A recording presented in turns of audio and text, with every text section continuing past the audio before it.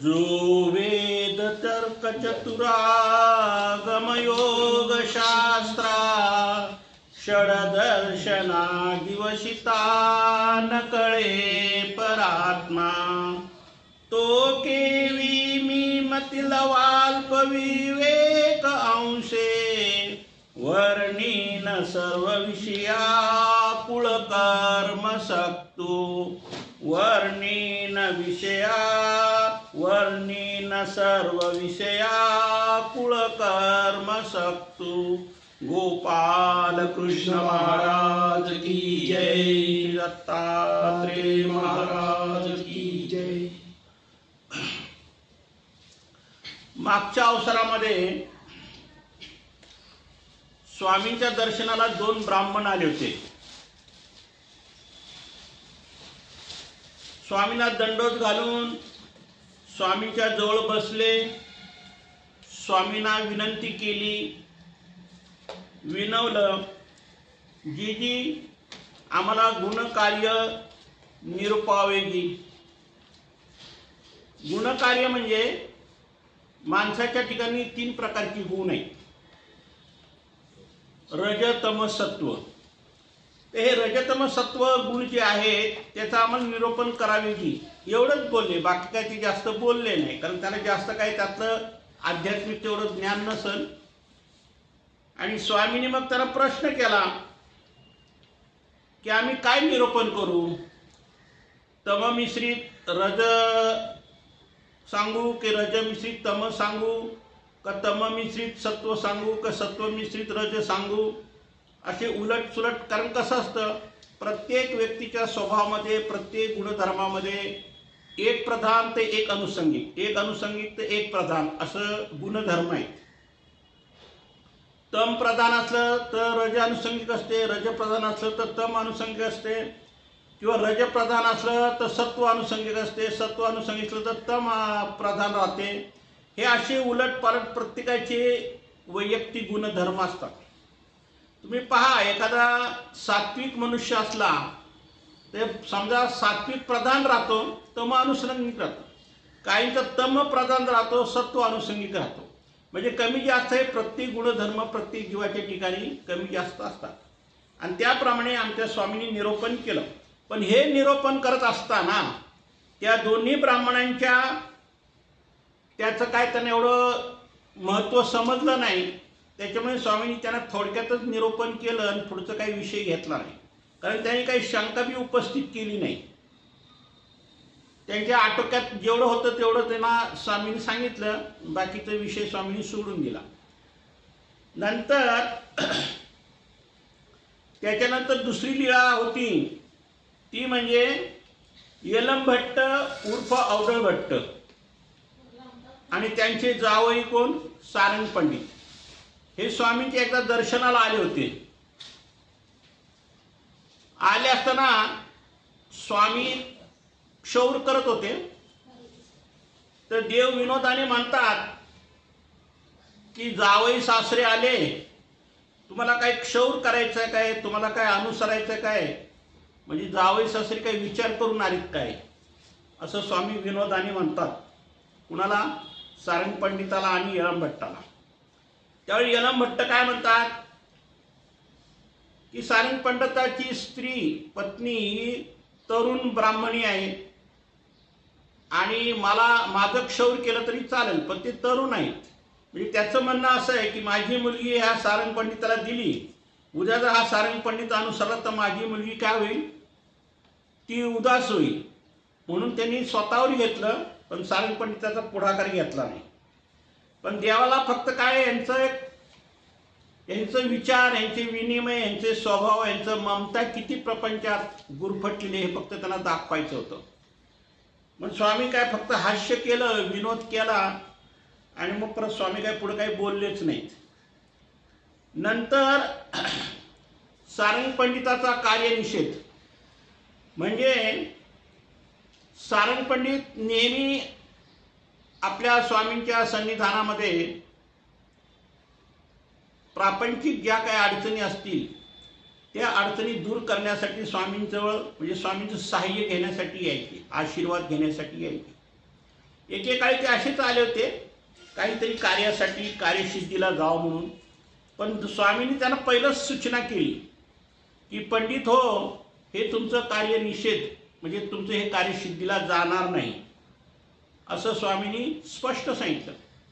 मग ते मनातल्या मनात समजून गेले की स्वामींचं काय आपल्यावर मनोधर्म ह्या कार्यसिद्धीबद्दल दिसत नाही, म्हणून त्यांनी फक्त हास्य केलं आणि ते निघून गेले. त्याच्यानंतर भविष्य कथन. खडकुलीला एकदा स्वामी भक्तिजनावर बसले असताना तिथं देव म्हणले की इथं एक नगर वसलं जाणार आहे, पण थोड्याच दिवसात ते नगर काय होणार, परत नष्ट होणार, म्हणजे ऱ्हास होणार त्याचा, म्हणजे ते त्या ठिकाणी ओस पडल. मग असंच कोणी एक राजा आला सिंहस्थावरून, त्याने नगर वसवलं, काही दिवस तो तिथं राहिला आणि तो निघून गेला आणि नंतर ते नगर ओस पडलं. म्हणजे स्वामींचा हे भविष्य सांगण्याचा हेतू का असेल ते देव जाणे, पण भक्तिजनांना हे मात्र स्वामींनी निरूपण केलं भविष्य कथन. त्याच्यानंतर म्हातारी तमाचा मोठा आगा बाईसावरून झालं, कारण बाईसाने थोडीशी बडबड केली होती ना, त्याच्यामुळं लखुबाईसाला देव म्हणले की बाईसांचा हा कसा आहे स्वभाव आहे, त्यांच्या स्वभावाला काही हे नाही, म्हणजे स्वभाव आम्ही नाश करू शकत नाही, पण तसं जर प्रेमियाचा स्वभाव नष्ट होतो. पण या ठिकाणी त्यांनी पूर्वप्रमादामध्ये एक शेवडा परमेश्वराच्या ठिकाणी त्यांना एक कलिकेचं प्रेम निष्पन्न झालं, पण त्या परमेश्वर अवताराच्या ठिकाणी त्यांनी काय केलं होतं, तमतम केली होती. आणि त्याच्यामुळे ह्याही सन्निधानात, स्वामीच्या सन्निधानात सुद्धा जरी एक कलिकेचं प्रेम जरी होतं तरी त्यांच्या ठिकाणी तमतम होतच, म्हणजे चांगल्या गोष्टीसाठी ते तमतम करायचे, पण हा स्वभाव काही त्यांचा पूर्ण गेलेला नव्हता. तर अशा प्रकारच्या मागच्या अवसरामध्ये आपल्या ह्या 4-5 लीळा झाल्या. आता आजच्या अवसरामध्ये स्वामी काय सांगतात ते आपण आजच्या अवसरामध्ये ऐकू. लखुबाईचे प्रश्ने देव उदेव म्हणणे. याचा अर्थ असा आहे की लखुबाईसाने असा काही प्रश्न केला होता स्वामींच्या ठिकाणी की बाईसा प्रेमी आहे, बाईसा तुमच्या सन्निधानात आहे, मग तिचा हा तमतम गुण का जात नाही. तर ही लखुबाईसा थोडीशी कशी होती, म्हणजे बोधवंत नव्हती, पण देमाईसा जरा बोधवंत होती. देमाईसा समजून गेली, परंतु लखुबाईसाला काही समजता येईना, म्हणजे लवकर समजत नव्हतं, पण देव समजून सांगतात तरी. मग देव काय म्हणतात त्यांना, देव तुम्हीच तर आता आम्हाला देव केलेला आहे आणि आता तुमचा प्रश्न सुटत नाही म्हणल्यावर तुम्ही आम्हाला काय करा, उदेव म्हणा, म्हणजे आमचं देवत्व काढून घ्या. पण असं परमेश्वराचं देवत्व काही कोणी काढू शकत तर नाही, पण देव इथं एक विनोद ह्या हेतूने आपले लखुबाईसाला म्हणतात. तर आता ह्या लीळेत काय सांगतात पाहू आपण. बाईसांच्या तमाचा तामस करण्यावरून लखुबाईसाने निरोपणाच्या वेळी एक वेगळा सिद्धांत मांडला. म्हणजे बाईसा नेहमी लखुबाईसाला तमतम करायची किंवा इतर जणांवर तमतम करायची, आणि या तमतम गुणावर हिने काय केलं, लखुबाईसाने आमच्या स्वामीजवळ एक मोठा सिद्धांत मांडला, म्हणजे तिने प्रश्न मांडला. ती काय म्हणते पहा. आम्हाला विचारले हे काय जी, स्वामीच्या सन्निधानात राहुनी बाईसाच्या ठिकाणी तमतम अजून गेली नाही, हे कसं काय. म्हणजे तिचा म्हणण्याचा हेतू की तुमच्या सन्निधानात जर बाईसा राहते तर मग बाईसाच्या ठिकाणी हा तमतम गुण नाही पाहिजे, मग तुमच्या सन्निधानात राहून सुद्धा ही तमतम करते असं कसं काय, असं तिचा बोलण्याचा उद्देश. त्यावर देव काय म्हणतात, बाई स्वभावाला कधी नाश तर नसतोच, पण त्या स्वभावाला आपण थोडंसं काय करू शकतो, कमी प्रमाणात म्हणा, किंवा त्याला एक प्रमाण त्याचा जो रोष आहे तो आपण कमी करू शकतो, पण त्याच्या विधीवर किंवा त्याच्या ज्ञानाच्या ह्याच्यावर सगळ्या गोष्टी आहेत. पण देव म्हणतात की स्वभावाला नाश बी नाही, म्हणजे काहींचा स्वभाव असा आहे की तो मेल्यावरच स्वभाव जातो, तो जिवंत आहे तोपर्यंत तो स्वभाव काही नष्ट होत नाही. एका अर्थी असे बी देव म्हणतात आणि एका अर्थी काय म्हणतात की तो नाश बी होऊ शकतो, पण तो कशाप्रमाणे नाश करायचं याच्यावर आता आपले स्वामी सविस्तर निरूपण करतील. आम्ही लखुबाईसला म्हणालो, पण तेवढ्यावर समाधान न म्हणता त्या म्हणाला असे कसे की स्वामीच्या अखंड सन्निधानामुळे जो तो जायला हवा होता, निदान आपल्यामुळे त्याचा नाश तर नक्कीच व्हायला पाहिजे. म्हणजे तिचं म्हणणं आहे की तुमच्या सन्निधानात जर बाईसा राहतात, त्यांना तुमच्या ठिकाणी तुमच्या सन्निधानात सेवा घडते, सर्व काय होते, मग हा तम तिच्या ठिकाणचा जो आहे तो का जात नाही, हा तम नष्ट का होत नाही, असं तिने काय केलं, स्वामींच्या पुढे एक विषय मांडला, म्हणजे सिद्धांत मांडला. त्यावर देव काय म्हणतात पहा, लखुबाईसा देवाईसाला निमित्त असली तरी हाच तर त्या दोघीमध्ये फरक होता की देवाईसा बोधवंत होती आणि लखुबाईसा कशा होत्या, थोडंत बोधवंत होत्या पण थोड्या प्रमाणात. म्हणजे देवाईसासारखी समजून घेणारी नव्हती, तिला बऱ्याच गोष्टी समजून सांगाव्या लागायच्या. तिला थोडक्यात समजून सांगणे तरी पटत असेल असं नाही, परंतु लखुबाईसा ही बोधवंत नसल्यामुळे इतका गहन प्रश्न आम्ही तिला कसं काय पटवून देणार. म्हणजे परमेश्वरला सुद्धा ह्या जीवाच्या ठिकाणी काही गोष्टी पटवण्यासाठी सुद्धा एक प्रश्नचिन्ह उभं राहतं. कारण काही जीवाला लवकर पटते, काही जीवाला लवकर पटत नाही. अनुसरणाच्या बाबतीत घ्या, ज्ञानाच्या बाबतीत घ्या, कोणत्याही विषयात घ्या, एखाद्या जीवाला लवकर पटते, एखाद्या जीवाला लवकर पटत नाही. कारण त्यांनी जसा लेप जोडला असेल तसे ह्या जीवाची गती आहे. तर आता ह्या ठिकाणी काय म्हणतात, तिचा प्रश्न साधारण जरी असला तरी त्या अंतर्गर्भातून तिने अजानपणे आमच्या ईश्वरातला सर्व कर्तृत्वातलाच आव्हान दिले. सर्व कर्तृत्वाला आव्हान दिले म्हणजे तिचं काय म्हणणं आहे की तुम्ही एवढं सृष्टीचे मालक आहे, एवढं तुम्ही सृष्टी सर्व चालवता, सर्व ब्रह्मांड चालवता आणि एक साध्या बाईसाचा तमतम तुम्ही निरसन करू शकत नाही, तिचं तमतम तुम्ही नष्ट करू शकत नाही, असा तिचा अज्ञानातून बोलण्याचा विषय होता. तेव्हा स्वामी काय म्हणतात की तिचा प्रश्न जरी साधा होता तरी तो विचार करण्यासारखा प्रश्न होता. कसा तर त्यांच्या अंतर्भूतीने अजांतपणे आमच्या ईश्वराला सर्व कर्तृत्व आव्हान दिले, म्हणून आम्ही तिला तिच्याच भाषेत समजून सांगत म्हणालो, बाई आमच्याने काहीच होत नाही ना, मग तुम्ही आम्हाला देव तर केले, मग आता उदेव करा. म्हणजे देव काय म्हणतात की तुम्ही आम्हाला असं म्हणता की तुम्ही बाईसाचा तमतम का निरसन करू शकत नाही, त्याचा स्वभाव का नष्ट करू शकत नाही. म्हणजे आमच्या ईश्वराबद्दलची काय तुमची एक मनात शंका निर्माण झाली, तर शेवटी तुम्हीच आम्हाला देव मानता, तुम्हीच आम्हाला ईश्वरत्व मानतात, तुम्ही आमच्या ठिकाणी देव म्हणून भसता पुसता सगळं काही, आणि आमच्यावर जर शंका खात असाल तर मग आमचं देवत्वच काढून घ्या. आता परमेश्वराचं देवत्व कोणी काढू शकत नाही, हा विषय वेगळा आहे. पण इथं देवाने आपले लखुबाईसाला काय केलं, विनोद केला. त्यावर ती लखुबाईसा काय म्हणते पहा, म्हणून बाई आमच्याने काहीच होत नाही ना, तर लखुबाईसाला आमचे बोलणे ठसले. तिच्या भाऊजाईच्या पोटी तिचा भाऊ लखुमिया 6 वेळेला आडवा आला होता. ही माग आपल्याला लिळाई गेली. कारण लखुबाईसाचा भाव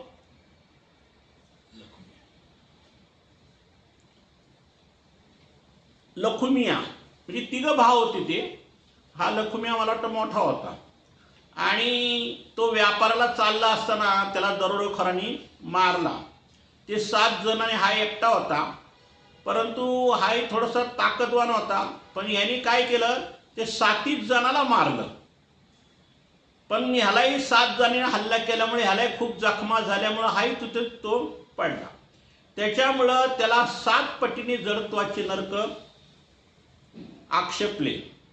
आणि हे जडत्वाचे नरक, हे जडत्वाची दुःख, पण त्याला सोडवायसाठी परमेश्वराने काय केलं, त्याला वृद्धाश्रमापर्यंत येरधारा मायाला लावून आम्ही त्याच्या लीळेचे आयुष्य देऊन त्याला जन्माला घातले. आणि तो त्याच्याच भावजाईच्या पोटी जन्माला आला. आता परमेश्वर जाणतात, जीवाला काय माहिती या गोष्टी. परंतु ज्यावेळी ती दाई जी बाळाला हे करते, त्याचं बाळपण करते, ती बाई काय करायची, प्रत्येक तो मुलगा असा आडवा आला बाळपणाला की ती काय करायची, त्याचे हातपाय तोडून त्याला बाहेर काढायची. मग त्याच्यामुळं असं 7 वेळा ती हत्या झाली. म्हणजे अशा प्रकारे त्या देवतेने काय केले, एक प्रकारे ते दुःख भोगवलं. तर ती आठवण लखुबाईसला आलीच होती की स्वामींनी त्यावेळेला आपल्या भावाला सुद्धा काय केलं होतं, लीळादानाचं आयुष्य दिलं होतं.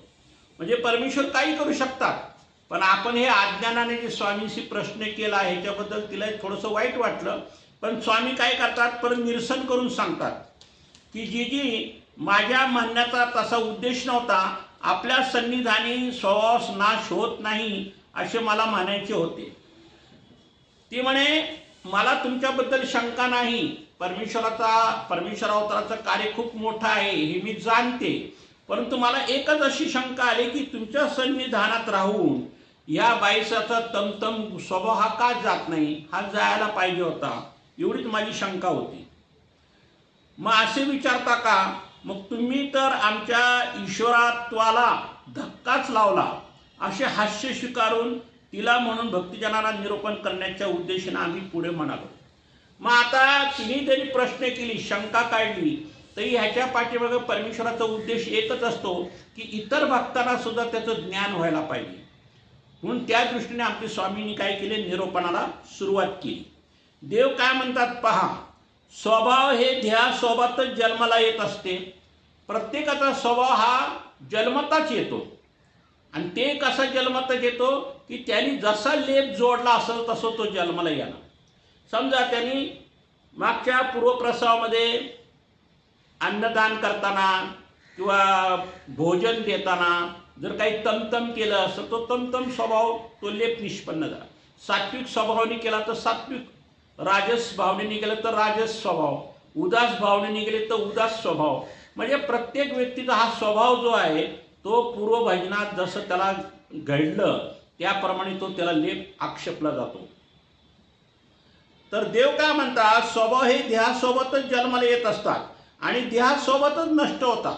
ज्यावेळी तो जन्माला येतो त्याच्यासोबतच स्वभाव येतो आणि मरताना तो स्वभाव त्याच्यासोबतच जातो. म्हणजे जन्मोजन्मी हा स्वभाव कुठं ना कुठंतरी उभाच राहतो. त्याचा आत्यंतिक ऱ्हास कधीच होत नाही. आणि स्वभाव गुण एक असा आहे की ज्या जीवाला तो चिकटला, जसा त्याने तो देह जोडला किंवा लेप जोडला, त्या लेपाप्रमाणे त्याला ते सुखदुःखाचे भोग भोगावे लागतात. म्हणून आम्ही त्यावर नियंत्रण मिळावे असे सांगत असतो. पण देव काय म्हणतात, स्वभाव जरी कसा असला तरी तुम्ही त्या स्वभावाला नियंत्रित करू शकता. जरी स्वभावाला नाश नाही हे सत्य आहे, पण याचा अर्थ असा नाही की स्वभावाला नाश म्हणजे तसंच राहावं असं नाही. तर त्याला नियंत्रित करायचा प्रयत्न केला. समजा आता तामस स्वभाव आहे, त्याला थोडं नियंत्रित करता येते. राजस स्वभाव आहे, त्याला थोडं नियंत्रित करता येते. सात्विक स्वभावाला मी नियंत्रित करताय, कारण सत्व लवकर भरत नाही. ते सत्व भरण्यासाठी सुद्धा त्याला परमेश्वराचं चिंतन स्मरण मनन करावं लागतं, तेव्हा सत्व भरतं. तसं प्रत्येक स्वभावाला एक नियंत्रित करावंच लागतं. पण तामस आणि ह्या स्वभावानं मात्र नियंत्रित करण्यासाठी खूप मेहनत घ्यावी लागते. तर देव काय म्हणतात, जर नियंत्रित केलं तर स्वभाव काय जातो, आवडला जातो. म्हणजे एक प्रकारे स्वभावामध्ये कंट्रोल करता येते. आणि त्याचा नियंत्रित कसे करावे याचे नियमपूर्वक उपाय सांगत असतो. त्याचा आत्यंतिक न्यास करावा किंवा शून्यता करावी. देव म्हणतात एक तर त्याची शून्यता करावी, नाही ते एक तर नियंत्रित करावी. जसं जाईल ना विकार विकल्प शून्य, जसं विकाराला शून्यता द्यायला सांगितली, विकल्पाला शून्यता द्यायला सांगितली, तिथं जसं स्वभावाला मात्रा द्यायला सांगितली अस्थिपरीच्या पुरुषाला, तसं इथं सुद्धा तुम्हाला नियंत्रित किंवा शून्यता करावी सांगितली. पण मी असं काय आग्रह धरत नाही. शिवाय जीव स्वरूप मुळातच विकाररूप असल्यामुळे आणि स्वभाव दोष सोबत उपजत असल्यामुळे दोहीच्या संगमातून विचित्र कार्य प्रगटत राहतात. आता ह्या जीवने काय केलंय, विकार दोष बी जोडलेले आहेत आणि त्या स्वभावामुळे आणि इतर काही दोष जोडलेले असतात. ह्या दोन्ही दोषाचं संगनमत होऊन हा जीवाचा स्वभाव काय झाला, एक प्रकारचा तो पक्का होऊन जातो. म्हणजे समजा विकार आणि विकल्प किंवा रज किंवा तम किंवा सत्व हे सगळे त्यांनी काय केले, सोबत आपल्या आणलेले, आणि ते सोबत आणल्यामुळे हे त्याचे कार्य काय करतात, उमटत राहतात. आणि त्या स्वभावाला नियंत्रण करण्यासाठी परमेश्वर ह्या भक्तिजनांना आता काय उपाय सांगतात ते पाहू. सर्वसाधारणपणे देहाला प्रकृती म्हटलेली आहे. आपण म्हणतो ना मनुष्य, एखाद्याची प्रकृती अशीच असते, एखाद्याची प्रकृती तशीच असते. म्हणजे या शेवटी शरीराला आणि या देहाला काय म्हटलंय, प्रकृती म्हटली. आणि म्हणूनच स्वभावानाही प्रकृती म्हटली, स्वभावालाही प्रकृती म्हणतात. एखाद्याचं नाव त्याची तामस प्रकृती आहे, त्याचा देहच तसा आहे प्रकृतीचा. एखादा सतत आजारी असतो, व एखादा सतत तामसपणा करतो, एखादा सतत उदासच असतो. म्हणजे स्वभाव आणि देह ह्या दोन्हीची काय झाली, एक संगतच झाली. आणि त्या संगतीमुळे त्या जीवाला तसे सुख दुःख भोगावे लागतात. मग या प्रकृतीचे अर्थात स्वभावाचे प्रामुख्याने 3 प्रकार पडतात. मग आता देव काय करतात, याची एक व्याख्या तयार करतात, म्हणजे त्याचं स्पष्टीकरण करतात की या स्वभावामध्ये, या प्रकृतीमध्ये काय आहेत, 3 प्रकार आहेत. आता 3 प्रकार कोणते ते पहा. क्षुधा पिपासा, शीतोष्ण उष्ण, भय निद्रा आणि मलमूत्र, हे आपण नाही का अष्टस्वभाव म्हणतो. आता हे अष्टस्वभाव प्रत्येक मनुष्याच्या ठिकाणी आहेच, कारण अष्टस्वभावाशिवाय मनुष्य जीवन जगू शकत नाही. मलमूत्र त्याला बाहेर टाकावंच लागते, नंतर त्याला निद्रा तर घ्यावंच लागते, नंतर गरम उष्ण त्याला लागतात त्या गोष्टी, आणि तहान भूक बी लागते, झोप बी लागते. म्हणजे हे जे का अष्टस्वभाव आहे हे त्याच्या जन्मताच त्याच्यासोबत आलेले.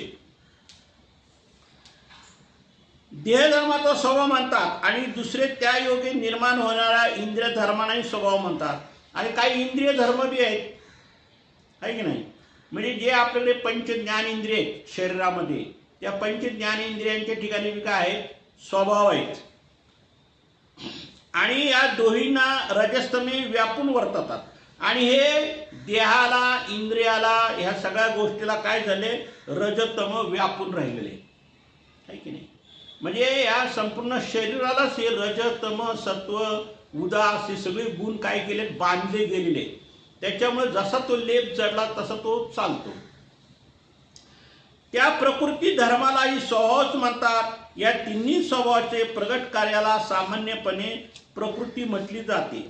आणि त्या स्वभावामुळे हे 3 गुण असल्यामुळे त्या 3 गुणाप्रमाणे तो चालतो. राग आला की लगेच त्याच्या अंगात तामस गुण येते. परमेश्वराला प्रार्थना करत असला, स्मरण करतात की त्याला मग सत्व भरते. आणि एखाद्या ठिकाणचा त्याला का उपभोग घ्यायचं, खाणं पिणं, आयुष्य माझ्या मारणं, की तिथं रज उत्पन्न होते. आणि काही गोष्टीवरून तो उदास होतो, म्हणजे मग तो थोडासा काय दिसतो, तिथं नाराज दिसतो. म्हणजे ज्याचे जशी जशी परिस्थिती असेल तसं तसं त्याचे स्वभाव गुण प्रगट होतात. तरी त्याचे कार्य स्वतंत्रपणे प्रत्येकाला येत असते. आणि या तिन्हीचाही कधीच पूर्णता नाश होत नाही. देवाने सगळं रज तम सत्व हे जे 3 गुण जे बांधलेले आहेत या जीवाच्या ठिकाणी किंवा या देहाच्या ठिकाणी, हे नष्ट होऊ शकत नाही. कारण नष्ट होण्याला पर्यायच नाही. नियंत्रित करू शकतो, पण शून्यता व्हायला खूप त्याला काळ जातो, खूप वेळ लागते, त्याला खूप मेहनत घ्यावी लागते. पण नियंत्रित करू शकतो. परंतु त्यांना नियंत्रित मात्र ठेवता येते. त्यासाठी मनाने संयमन, त्यासाठी मनाचे संयमन हवे असते. मग थोडंसं मनाला संयमन पाहिजे. किंवा एखादी गोष्ट करायची नाही की ती मनानेच ठरवली पाहिजे, नाही करायची म्हणजे नाही करायची. जर मन तुमचं विचलित असेल तर तुमचं एक मन करू, एक मन नको करू, एक मन करू, हे असं मन नाही पाहिजे. नियंत्रित म्हणजे कंट्रोल म्हणजे नाही, एखादी गोष्ट नाही करायची म्हणजे नाहीच करायची. त्याला काय म्हणतात, संयमन. आणि अशा प्रकारे एकदा स्वभावावर नियंत्रित घातले की, एकदा नियमित केले की तो अष्टोप्रहर आणि सर्व काळ तसंच राहतात असे नाही. आता काही गोष्टी अशा आहेत की तास, 2 तास, 3 तास तो नियंत्रित राहू शकतो, पण अष्टोप्रहर नियंत्रित राहू शकत नाही, कारण तो कुठेतरी ढळतोच. त्याच्यामुळं काय वेळा असं होतं की एखाद्या स्वभावाला तो काय करू शकत नाही, नियंत्रित करू शकत नाही. म्हणजे अष्टप्रहर म्हणजे 24 तास किंवा 8 प्रहर म्हणजे 24 तास तो त्या स्वभावाला नियंत्रित करू शकत नाही. काही काळापर्यंत नियंत्रित करू शकतो, परत त्याच्या तो चालीवर जातो. वारंवार उफाळून येतात ते सर्व काळ तसे राहत नाही, पण वारंवार उफाळून येत असतात, त्यामुळे त्यांना पुन्हा पुन्हा नियंत्रित करावे लागते. आता रज हे माणसाला भावना होते, पण ते नियंत्रित केले की तेवढ्यापर्यंत सत्व भरते. परत काही तो काळ गेला की परत ते रजतम उफाळीला येतात, परत त्याला नियंत्रित करावं लागतं. असं नियंत्रित करत करत त्याला संपूर्ण आपल्या देहाचं म्हणजे जीवाचा अंत, देहाचा अंत होईपर्यंत, देहांत होईपर्यंत तो जर नियंत्रित राहिला रजतमापासून तर त्याचा धर्मसिद्धीला जाऊ शकतो. पण ते जर नियंत्रित जर नाही राहिला तर त्याची घसरगुंडी होऊ शकते, किंवा त्याला प्रमाद घडू शकतो, किंवा तो धर्मातून तो वाया जाऊ शकतो. म्हणजे नियंत्रित शिवाय दुसरा काय याला पर्याय, स्वभावाला पर्याय नाही. देह धर्मरूप क्षुधा पिपासादी अष्टस्वभावांना मात्रा देऊनी मर्यादित करावे.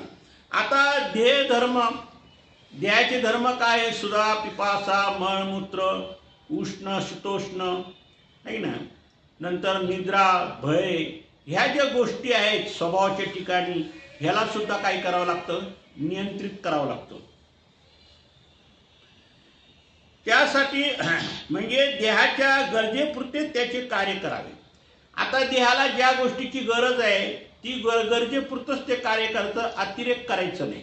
अतिरेक केलं की काहीतरी त्याचा विनाश होऊ शकतो. त्याचे स्वैरवर्तन घडू नये. भरपूर अन्न आहे म्हणून खा करत सुटू नये. मग त्याला नियंत्रित कसं सांगितलं? किंवा एखादा पदार्थ चांगला लागला की तो मनुष्य काय करतो? भरपूर खात राहतो. पण त्याच्यामुळं काय होतं? आपलं नियंत्रण जर तुटलं तर त्याला पुढे त्रास भोगावा लागतो. किंवा चांगले चवदार थंड पाणी पिले, ढासा पीत बसू नये विनाकारण. म्हणजे असे काही स्वभावाला नियंत्रित करावं लागतं. जसं क्षुधा पिपासा म्हणजे खाण्याच्या बाबतीत, पिण्याच्या बाबतीत सुद्धा देवाने काय झालं? नियंत्रित. नाही तर मग तुमचं शरीर काय होऊ शकतं? ढसळू शकतं, शरीरावर काहीतरी वाईट परिणाम होऊ शकतो, तुमचे शरीर बिघडू शकते. म्हणून खाण्यापिण्यावर सुद्धा नियंत्रित पाहिजे. तसंच विनाकारण भय मनात बाळगू नये. आता लोक काय करतात? मनामध्ये भय बाळगतात. कोणी पट्टीशी बोललं की त्याच्या डोळ्याला पाणी येतं, किंवा थोड्याशा गोष्टीवर ना तो घाबरतो, त्याचे हातपाय लटलट कापतात. तर असं नाही पाहिजे. काचेपणाने राहू नये. काम नाही म्हणून वाटेल तितका वेळ झोपू नये. आणि एखादा मनुष्य बघा आपल्या सावलीला सुद्धा घाबरतो. आपली जरी स्वतःची सावली पडली तरी त्याला असं वाटतं पाठवून कोणतरी आले. म्हणजे असं सुद्धा भय काही कामाचं नाही. आणि काय वेळेला जास्त वेळ झोपू नये. म्हणजे जेवढी आवश्यकता आहे, स्वभावाला जेवढं योग्य वाटेल तेवढा स्वभावातच त्यांनी निद्रा करावी. अतिनिद्रा केली तर त्याचं आयुष्य कमी होईल. म्हणजे स्वभावाला कशी नियंत्रित करावं हे थोडक्यात देवानी सांगितलंय. उगीच हिवहिव म्हणून बसू नये. थंडी वाजली म्हणून हिवहिव करत बसू नये. उकडते म्हणून हैराण होऊ नये. आणि मलमूत्राच्या विषयी मर्यादा बाळगावी. मग मलमूत्राविषयी मर्यादा बाळगली पाहिजे. थंडीच्या दिवसात, उन्हाळ्याच्या दिवसात प्रत्येक गोष्टीला नियंत्रित आणि प्रत्येक गोष्टीला मर्यादा जर ठेवली तर तुम्ही स्वभावाला काय करू शकता? कंट्रोल करू शकता. नाहीतर स्वभाव असा आहे की तो स्वभाव तुम्हाला कुठं खड्ड्यात नेऊन घालेल त्याचा पत्ता नाही. कारण तो जर अतिरेक कोणती एखादी जर गोष्ट केली तर ती आपल्या शरीराला बी घातक आणि जीवाला बी घातक आणि धर्माला बी घातक आहे. म्हणून स्वभावाला काय जरी नाश नसला तरी स्वभाव तुम्ही नियंत्रित ठेवू शकता आणि तुमचा धर्मसिद्धीला नेऊ शकता. आपली देहयात्रा सुरळीत चालण्यासाठी किती अन्नाची गरज आहे, किती पाण्याची गरज आहे, विवेकपूर्वक. मग आपल्याला हे जर शरीर टिकवायचं असेल किंवा हे शरीर जर चालवायचं असेल तर खाण्यापिण्याचं सुद्धा नियंत्रण पाहिजे. जर खाण्यापिण्याचं जर नियंत्रण नसेल तर शरीरावर सुद्धा काही वाईट दुष्परिणाम होऊ शकतात. आणि तितकाच मर्यादित आहार नियमित घ्यावा. त्यापेक्षा अधिक आहार अधिक काम नसतो. त्याचा उपयोग केवळ इंद्रिय पुष्ट होण्यासाठीच असतो. आहार सुद्धा मर्यादितच पाहिजे. आता धष्टपुष्ट होण्यासाठी लोक काय करतात, तुपाच्या खारीक, बदाम, पिस्ता असे अक्रोड वगैरे पदार्थ खाऊन शरीर पुष्ट करण्याचा प्रयत्न करतात. परंतु देवाने काय सांगितलं की आपलं शरीर मर्यादित सुख शांती मिळाली पाहिजे किंवा शरीर चांगलं राहिलं पाहिजे, मर्यादितच खाणं पिणं ठेवलं पाहिजे. कोणतेही खाणं पिणं अति सुद्धा काही कामाचं नाही. त्यापेक्षा अधिक मनाच्या माध्यमातून विचारपूर्वक नियंत्रित करावा. अगदी सावलीलाही घाबरण्याचे भय बाळगले. आता काही लोक सावलीलाही घाबरतात, असे बी काही भय आहेत लोकांच्या ठिकाणी. आणि काही लोकांनी कोणतंही मोठं भय आलं की त्याच्यात आपला मृत्यू होईल असं जरी भय असलं तर ते सुद्धा नियंत्रित पाहिजे. म्हणजे काही ठिकाणी भयाला सुद्धा अतिरेकपणा करू नये आणि क्षुल्लक गोष्टीला सुद्धा घाबरू नये.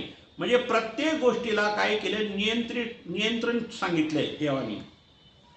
भय स्वभाव मनाच्या माध्यमातून विचारपूर्वक नियंत्रित करावा. घाबरण्यासारखे भय बाळगले तर कोणताच आचार होणे शक्य नसते.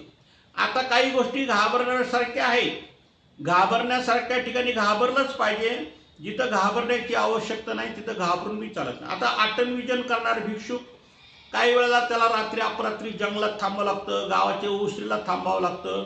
मग तिथेही थोडंफार भय राहतच ना, असं नाही. पण तो स्मरणनिष्ठ असल्यामुळं तो परमेश्वराच्या भरोशावर तो आपलं आटनविजन करत असतो. निद्रेला सवयीने नियंत्रित आणता येते. आता निद्रा तिला सुद्धा नियंत्रित ठेवता येते.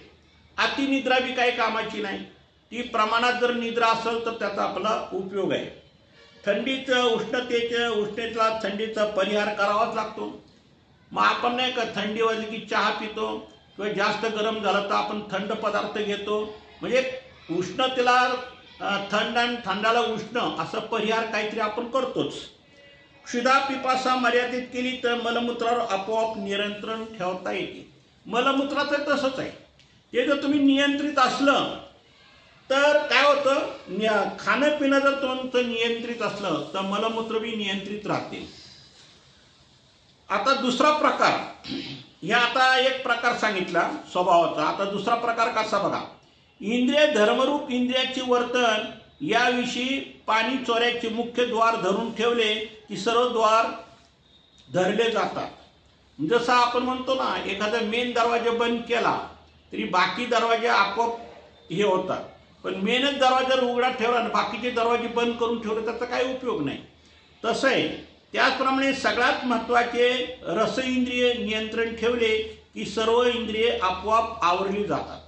आता रस इंद्रिय म्हणजे जिव्हा, म्हणजे जिभेनं आपण काय करतो, सर्व प्रकारचे पदार्थ खातो.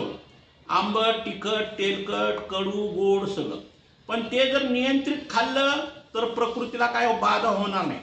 पण जीभ जर तुमची नियंत्रित नसेल आणि तुम्ही जर आवाच्या सवा कोणताही एखादा पदार्थ जर खात बसले तर तुमच्या प्रकृतीवर परिणाम होऊ शकतो. खरं तर जिव्हा इंद्रियामुळेच त्यांना तुष्टीपुष्टी मिळते. आता शरीराला तुष्टीपुष्टी मिळायला कारण आपली जिव्हाच आहे. ज्यावेळेला आपण जिभेने कोणते पदार्थ खाऊ तेव्हाच आपल्याला समजतं ना, कडू, आंबट, तिखट, गोड काय असेल ते. परंतु त्याच्यामुळं आपल्याला शरीराला पुष्टी मिळते.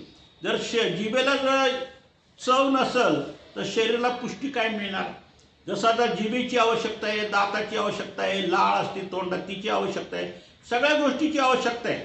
त्याशिवाय आपण शरीर सांभाळू शकत नाही किंवा शरीराला तुष्टीपुष्टी येऊ शकत नाही. मग ते स्वतःच्या अर्थासाठी धडपड करतात. त्यांना पुष्ट होऊ दिले नाही तर विषयभोगाचे सामर्थ्य त्याच्यात उरत नाही. मग देव काय म्हणतात, हे जे आता षडेंद्रिय आहेत, पंच ज्ञानेंद्रिय, पंच कर्मेंद्रिय आपल्या शरीरामध्ये आहे, ह्याला सुद्धा काय केलं पाहिजे, नियंत्रित ठेवलं पाहिजे. जर तुम्ही त्याला नियंत्रित नाही ठेवलं आणि त्याला अति तुष्टीपुष्टी दिली तर हा धर्मावरून ढळू शकतो. आणि नियंत्रित राहिलं तर हा धर्मावरून ढळू शकणार नाही. अशा दोन्ही गोष्टी सांगितल्या देवानी. त्यामुळे गोगलगाईसारखे ते शांतपणे वर्तन करतात. म्हणून परिच्छेदपूर्वक जिव्हा इंद्रियावर नियंत्रण मिळवले पाहिजे. आता परिच्छेद म्हणजे आता एखादा पदार्थ वर्ज्य करतात, कोणी गोड पदार्थ खात नाही, कोणी तिखट पदार्थ खात नाही, कोणी चहा पित नाही, असे बरेच काही गोष्टी असतात. काही लोक पदार्थाचा परिच्छेद करतात, त्याच्यामुळं आपलं शरीरावरून काय होतं, शरीर नियंत्रित राहतं. जसं गोगलगाय नाही म्हणतात ना, गोगलगाय पोटात पाय, म्हणजे गोगलगाय जशी शांत पडून राहते, तिच्या ठिकाणी असं चंचलपणा नसतो, म्हणजे तिच्यापणे राग द्वेष मच्छर अशा काही गुणधर्म नाही, एकदम सत्व गुणांनी भरलेली असते. तसं परिच्छेद जर केला तर इंद्रियावर नियंत्रण मिळवता येते, म्हणजे आपल्या शरीरावर नियंत्रण करता, म्हणजे भोग उपभोग विषय भोग अशा गोष्टीची अपेक्षा त्याच्या ठिकाणी राहत नाही, आकळली जाते. तिसरा प्रकार म्हणजे प्रकृती धर्माचा. प्रत्येकाचा देह हा प्रकृतीपासून बनलेला आहे. आता प्रकृती म्हणजे हा जो देह आहे आपला, हा जो शरीर आहे, हे सगळं प्रकृतीने बनलेलं आहे. प्रकृती म्हणजे त्याने जसं लेप जोडला असेल तसा, भजन क्रियेच्या माध्यमातून लाभलेल्या देहाची प्रकृती, हे तुम्हाला मागच सांगितलं मी, की जशी तुम्हाला भजन क्रिया घडली तसं तो लेप असतो. तुम्ही एखाद्या ज्ञानाच्या ठिकाणी, एखाद्या बोधवंताच्या ठिकाणी जर समजा तुम्ही सात्विक बुद्धीने जर भजन क्रिया केली तर तुम्हाला सात्विक देह मिळणार, तामस बुद्धीने केली तर तामस देह मिळणार, राजस बुद्धीने केली तर राजस देह प्राप्त होणार, आणि उदास बुद्धीने केली तर उदास प्रकृती होणार. म्हणजे जसं त्या ज्ञानाच्या ठिकाणी जशी तुम्ही भजन क्रिया करणार तसं तो मनुष्य देहलेप निष्पन्न होतो. प्रत्येकाची वेगवेगळी असते, तिच्यातील रजतमाचे कार्य निरंतर घडत असतात. पण एवढं करून सुद्धा जरी समजा राजस तामस सात्विक जरी लेप जोडले तरी त्याच्यामध्ये रजतमाचे काय असतं, रजतमाचा त्याच्यामध्ये एक अवशेष राहतोच. म्हणजे त्याच्यावर त्या रजतमाचे गुण थोडेफार का होईना उतरलेले असतात. प्रत्येक जीवाच्या ठिकाणी ती परिस्थिती आहे. आपली प्रकृती जाणून घेऊन त्याप्रमाणे उपाय योजून रजतमाचा निरस करावा. देव काय म्हणतात, आपली प्रकृती राजस आहे का तामस आहे का सात्विक आहे का उदास आहे, हे आपण आपलं जाणलं पाहिजे, आणि त्या प्रकारे त्याप्रमाणे आपण आपलं काय केलं पाहिजे, प्रकृती नियंत्रित केली पाहिजे, म्हणजे त्या स्वभावाला मात्रा द्यायला पाहिजे. सत्वमधील होण्याचा प्रयत्न करावा, सत्व स्थिर होण्याचा प्रयत्न करावा. शिवाय भूमी अन्न पाणी मनुष्य आदीच्या संयोगामुळे उद्भवणारा रजतमाचाही निराश करावा. आता तुम्ही पहा, काही भूमी राजस आहेत, तामस आहेत, सात्विक आहेत, काही अन्न सुद्धा बघा राजस आहेत, तामस आहेत, सात्विक आहे. पाण्यामध्ये सुद्धा गुणधर्म आहेत, म्हणजे जसं अन्नामध्ये जागेमध्ये पाण्यामध्ये जसे गुणधर्म आहेत. मग आता तामसी अन्न आहे, व तामसी अन्नामुळे आपली बुद्धी तामस होईल, म्हणून ती नियंत्रित करा. एखादी भूमी तामसी आहे, त्या भूमीत तम आपल्याला जास्त येण्याची भीती आहे, मग तिचं आपण काय करावं, थोडंसं त्याग करावा, म्हणजे तामस भूमीपासून आपण लांब राहावं. जसं आपण म्हणतो ना, एखाद्या ठिकाणी भांडणं चालली आहे की नाही, मग तो काळ कसा असतो, तामस. त्या ज्या जागेत भांडणं चालली त्या तो काळ वेळ टाईम ती भूमी, आत्ता भांडणं तंटा मारामारी किंवा खून खराबा अशा जे काही घटना जिथं घडतात अशा ठिकाणी आपण थांबू नये. का थांबू नये, की ती तामस जागा आहे, कार्य तामस आहे, आणि मग त्याच्या ठिकाणी आपली जी बुद्धी भ्रष्ट होण्याची भीती आहे, आपल्याला सुद्धा अंगात तमतम निर्माण होईल, म्हणून त्याचा त्याग. आता काही ठिकाणी रजभाग आहे, काही राजस कार्य चाललेले आहे, कोणाचे उपभोगाचे कार्य चाललेले आहेत, अशा ठिकाणी सुद्धा आपण जाऊ नये. आणि आता उदास भाग तर तुम्हाला माहिती आहे, स्मशानभूमीसारखे उदास भाग असतात. आता काही कार्यानिमित्त जाणं हा विषय वेगळा, पण एरवी अशा ठिकाणी जाणं सुद्धा आपल्याला योग्य नाही, म्हणजे ते धर्माला हानिकारक आहे. म्हणजे ज्या गोष्टीची जिथं आवश्यकता आहे तेवढं पुरतं तिथं जायचं, आणि त्याला काय करायचं, नियंत्रित करायचं. कामाशिवाय जायचं नाही, आवश्यकता पडली तरच जायचं. म्हणजे प्रत्येक ठिकाणी भूमी असो अन्न असो पाणी असो, प्रत्येका ठिकाणी राजस तामस जे क्रिया आहेत याला नियंत्रित करून आपण आपलं देहधर्म सांभाळायचा. या प्रकृती धर्माचे एक प्रकृतीजन्य आणि एक प्रकृती रूप असे दोन प्रकार आहेत. आता हे अष्ट स्वभाव आणि 3 गुण ह्याचे काय केलं आपल्याला देवानी, पर्याय सांगितले. आता ह्याच्यानंतर परत देव काय म्हणतात की ह्या प्रकृतीमध्ये दोन प्रकार आहेत. एक प्रकृतीजन्य आणि प्रकृती रूप असे दोन प्रकार आहेत. प्रत्यक्ष प्रकृतीच्या संयोगाने म्हणजेच देहिक अवांतर प्रकृतीच्या संयोगामुळे उद्भवणाऱ्या रजतमाला प्रकृतीजन्य स्वभाव म्हणतात. आता काय वेळेला का असं होतं, अचानक राग येतो माणसाला, आहे की नाही, अचानक उपभोगाची वासना होते, अशा बी काही गोष्टी आहेत, त्याला काय म्हणतात प्रकृतीजन्य. आता समजा आपण एखादं वाहन चालवतो, एखादा मनुष्य आडवा आला तर आपण त्याला एकदम काय करतो, शिवी देतो. म्हणजे आपल्या मनी ध्यानी नसणं असा तम उत्पन्न होतो. तर ते सुद्धा त्याला काय म्हणलंय त्यांनी, आमचे देव काय म्हणतात प्रकृतीजन्य, म्हणजे अशी काही प्रकृतीजन्य आहे. नंतर अवांतर प्रकृती संयोगामुळे उद्भवणाऱ्या रजतमाला प्रकृतीजन्य स्वभाव म्हणतात.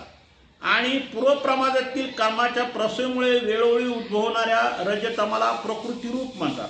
आता प्रकृतीरूप म्हणजे जे आपण जोडून आणलेलं आहे रजतमसत्व, त्याला प्रकृतीरूप म्हणलेले आहे, म्हणजे पूर्वप्रसावाप्रमाणे आलेले. म्हणजे काही अवांतर आपण रजतम सत्व जोडतो आणि काही आपल्या सोबत आलेले आहे, म्हणजे ज्याला आपण म्हणतो पूर्वप्रसावाने आलेले आहे, असे आपण उपभोग घेतो. सगळे स्वभाव अत्याज्य आहेत, त्याचा विनाश कोणीही कधीच करू शकणार नाही.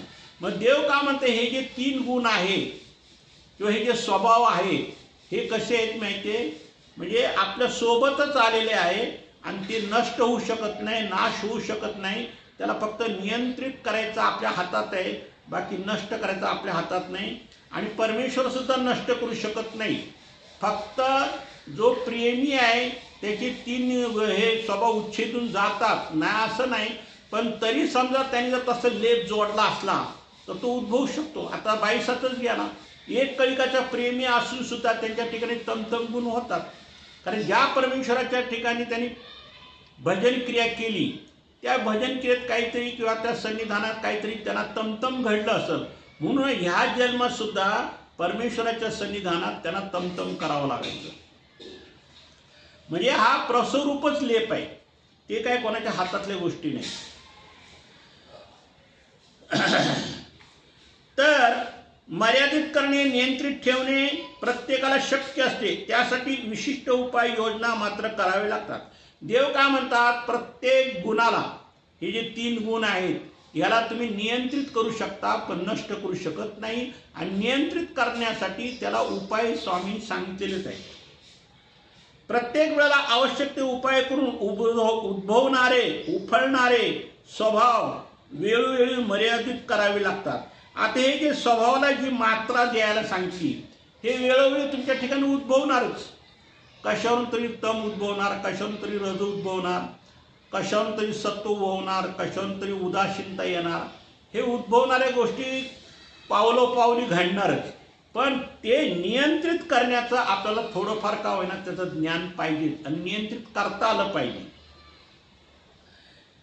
आता त्याच्यामध्ये अजून एक 4 प्रकार सांगितले देवाने. पहा, त्यातही साजात्य, वैजात्य, तिसरा अतिहीन, चौथा अतिथोर आणि 5वा व्यर्थच. आता हे जरा विषय गुंतागुंतीचे आहेत, पण त्याच्यात परत देवाने आपला ह्या स्वभावामध्ये 5 प्रकार सांगितले. काय सांगितले? पहिला साजात्य म्हणजे दोन्ही सारखे एकसारखे, वैजात्य म्हणजे एकमेकाच्या विरुद्ध, तिसरा अतिहीन म्हणजे एकदम खराब, चौथा थोर म्हणजे श्रेष्ठ आणि 5वा व्यर्थच म्हणजे त्याला किंमतच नाही. म्हणजे अशा प्रकारे परत त्याचे 5 प्रकार सांगितले देवाने. आता ते कसेत आपण बघू. ज्या उपायाने जे शमेल तो उपाय तो साजत्य. आता एक असा उपाय आहे की त्या उपायाने तो काय जातो, राग म्हणा, आपला राग म्हणा किंवा तम आपलं हे काय म्हणतो तामस म्हणा, सात्विक म्हणा किंवा उदास म्हणा, हे जे काही गुणधर्म आहे हे एखाद्या उपायाने काय होतं लवकर शमलं जातं, म्हणजे तात्काळ. त्याला काय म्हणायचं, साजत्य. ज्याच्या योगे पिढला इंद्रियांना पुरविणे हा साजत्य उपाय आहे. पण इंद्रियार्थाचा त्रस निर्माण झाला तर विधियोगाने इंद्रियाला तात्पुरते पुरवून त्रस फेडावा, हे साजत्य उपाय आहे. पण रसाच्या योगे परंतु झाकण्यासारखा तो विरुद्ध उपाय होतो. म्हणजे परिच्छेद करविला आणि आग लागलेल्या घराला गवताने झाकण्यासारखे ते विरुद्ध आहे. आता एखादा समजा घराला आग लागली आणि आपण त्याच्यावर गवत टाकलं तर ते पेटच घेणार ना, म्हणजे विरुद्ध झालं. त्याला समवण्यासाठी जो काय उपाय तो न करता आपण भलताच उपाय केला तर ते भलतंच होईल. तसं इथं काय सांगितलं, एक प्रकार असा आहे, एक साजात्य आणि एक वैजात्य. म्हणजे एक सरळ मार्गाने आहे आणि एक वाकड्या मार्गाने म्हणजे विरुद्ध मार्गाने, त्याला वैजात्य म्हटलेले आहे. रसयुक्त पदार्थ खायला मिळावे त्यासाठी त्रस झाल्याने जर साधन चातुष्ट्याने त्याचे शमन करायला ठरविले तर तो अतिहीन उपाय होता.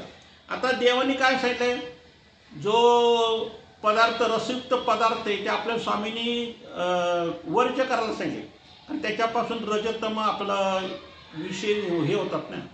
आणि तेच जर आपण ज्याला म्हणतो ना आपण मिष्टान्न पदार्थ तर खात राहिले तर जे रजतम तो उद्भवणारच. म्हणजे हे प्रकार हा प्रकार कशाचा झाला, अतिहीन. हा तिसरा प्रकार, हा अतिहीन त्याला. आता चौथा काय समजतात, इंद्रियार्थाने त्रसल्याने परमेश्वरा स्वरूपाच्या आगाधात्व परामर्श घेऊन त्यावर उपाय शोधण्याचा प्रयत्न केला तर साधी पुळी झाली तर हरणाच्या नाभीतील अमूल्य असा केशराचा लेप लावल्यासारखे आहे.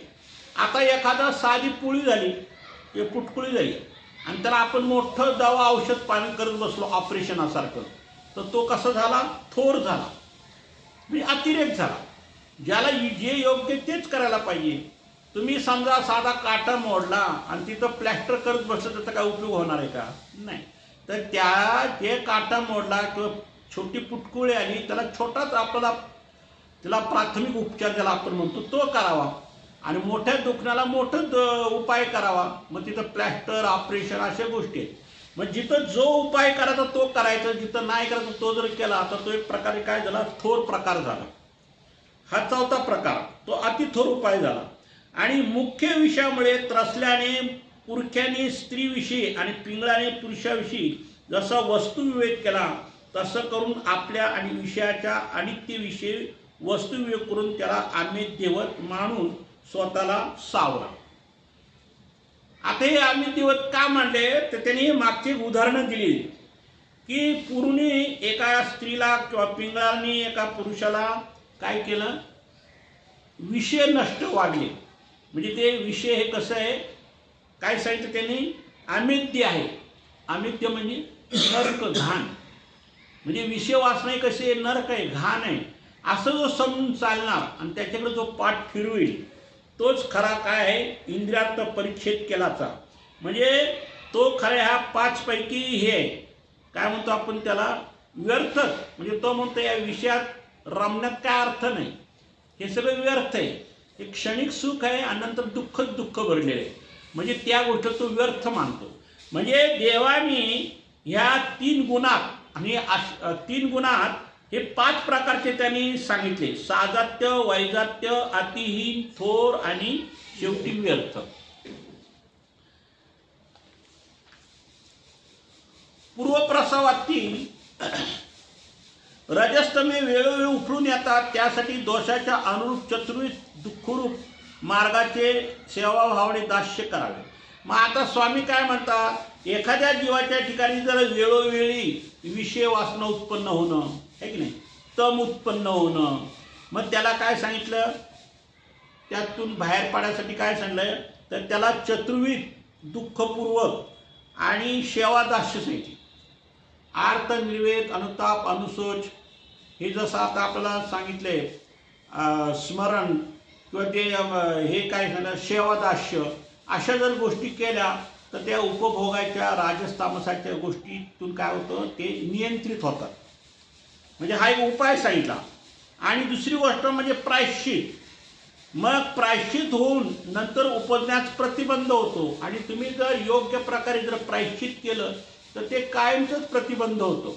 म्हणजे प्रायश्चित हा सगळ्यात महत्त्वाचा विषय.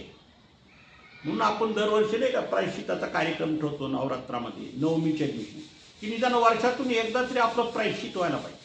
तसं दर महिन्याला व्हायला पाहिजे आणि रोजचं व्हायला पाहिजे. पण रोजचा हा काही जीव करू शकणार नाही, म्हणून तुम्ही महिन्यातून 6 महिन्यातून, 4 महिन्यातून आणि शेवटी वर्षातून का होईल. आता काही लोक काय करतात, मरायच्या टायमाला प्रायश्चित करतात, पण ते काही शक्य हे नाही.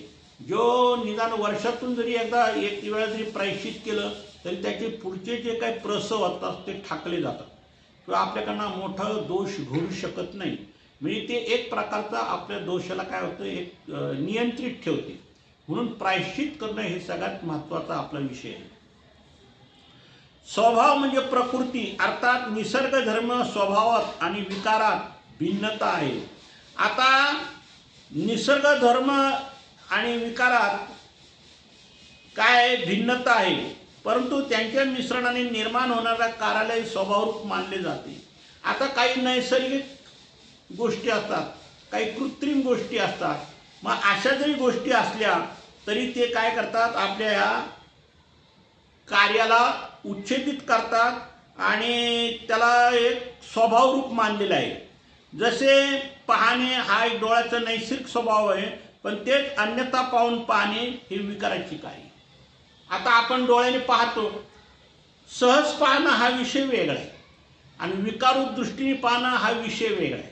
म्हणजे एकाच डोळ्याचे 2 कार्य चालतात. म्हणजे एक सात्विक कार्य बी करतो आणि राजस कार्य बी करतो. यातील इंद्रिय धर्म असे म्हणतात: पाहणे, ऐकणे, स्पर्शानुभव घेणे, चव घेणे, गंध अनुभवणे, नंतर डोळ्याचा, कानाचा, त्वचेचा, जिव्हेचा, नाकेचा, हे सगळे प्रकृती स्वभाव आहे की नाही.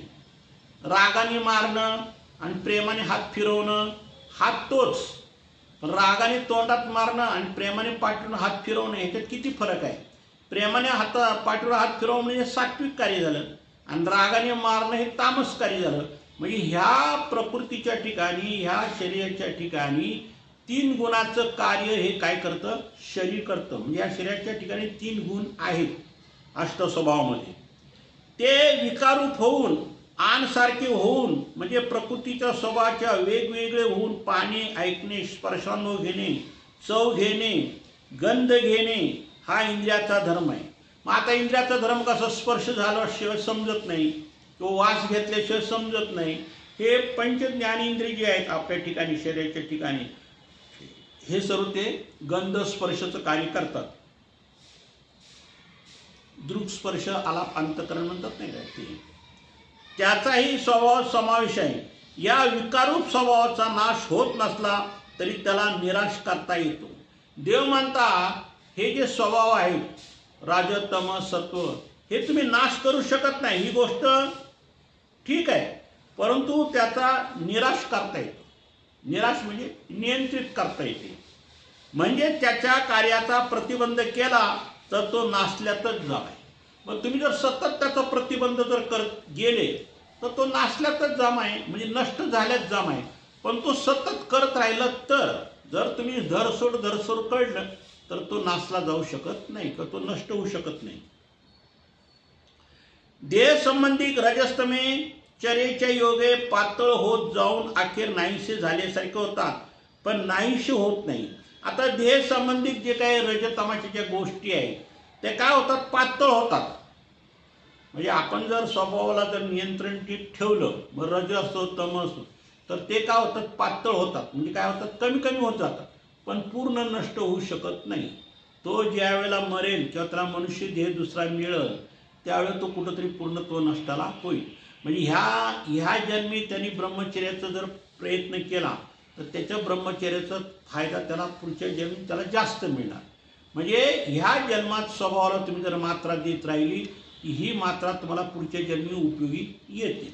या जन्मी समजा तुम्ही 50% जर मात्रा दिली तर पुढच्या जन्मी 60%, त्याच्या पुढच्या जन्मी 70%, असं करून 100% जर तुमची मात्रा झाली तर तुम्ही ईश्वर प्राप्तीला योग्य होता किंवा प्रेम पदाला योग्य होता. अखेर नाहीसे झाल्यासारखे होतात, पण नाहीसे होत नाही. म्हणजे देव का म्हणतात, ह्या स्वभावाला मात्रा नाही, म्हणजे हे जे स्वभाव आहेत हे स्वभाव नष्ट होऊ शकत नाही. परंतु नाहीसे होत नसले तरी त्याच्यावर नियंत्रण मिळावे, नाही तर वृद्धी होत जाऊन अखेर अज्ञान मलिनत्व येते. आता बघा देवाने शेवटी काय सांगितलंय की ह्या स्वभावाला जर तुम्ही नियंत्रित जर नाही केलं या स्वभावाला जर तुम्ही कंट्रोल जर नाही केलं तर तुम्हाला काय होणार, मलिनत्व येणार. आणि नुसतं मलिनत्व येणार नाही तर अज्ञानत्व तर घडणार, मलिनत्व तर येणार आणि धर्महानी घडणार. म्हणजे नरकामध्ये आपल्याला गटांगळ्या खावत जावं लागणार. का? या 3 गुणामुळे. म्हणून हे 3 गुण आहेत, हे जर नियंत्रित केलं तर तुमचं, म्हणून सांगा राजसा तामसा धर्मी अधिकार नाही. हे उद्योग बोलायचं कारण काय, हेच आहे. या वचनावरच हे सगळं देवाने आज विषय मांडलेला आहे, या 3 गुणावर. म्हणजे तुम्ही नियंत्रित ठेवलं तर तुमचं धर्मसिद्धीला जाईल आणि नियंत्रित जर नाही ठेवलं तर तुमचा धर्मसिद्धीला जाणार नाही. हा, पूर्वप्रमादातील रजस्तमयी 2 प्रकारचे असतात. आता पूर्वप्रमादात सुद्धा 2 प्रकारचे रजतम सांगितले देवाने. ते कोणते? एक कार्मिक आणि दुसरे दैविक. कार्मिक दोषाचे प्रसव आचरणाने सेवादास्याने प्रतिबंधून जातात. कार्मिक म्हणजे ग्रस्त असताना, संसारिक नाही तुम्ही लोक, संसारिक. मग त्यामध्ये जे काय तुमच्याकडनं जे दोष घडतात ते अनुसरल्यावर नष्ट होतात. परंतु सन्निधानीत घडलेले ओकटे सन्निधानीत भोगावे लागते.